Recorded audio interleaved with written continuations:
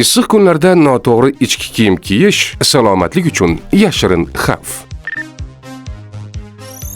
Yoz oylarida juda ko'p odamlar ichki kiyimini noto'g'ri tanlaydi. Siz ham ularning safidasizmi? Noto'g'ri ichki kiyim tanlash quyidagilarga olib keladi. Teri tirnashishi, zamburug' va bakteriyalar paydo bo'lishiga, noqulay hidlarga, haddan tashqari terlash va noqulaylik.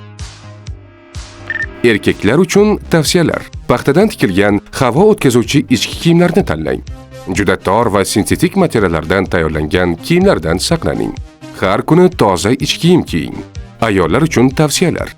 Nafas oladigan paxtali ichki kiyimlarni afzal biling. Dantel va sintetik ichki kiyimlarni faqat qisqa vaqtga, maxsus holatlarda tanlang.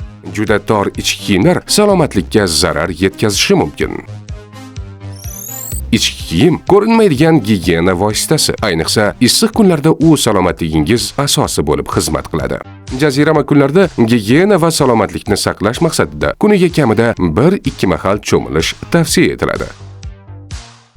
Salomatlik va strategik rivojlanish instituti ijtimoiy tarmoqlariga obuna bo'ling.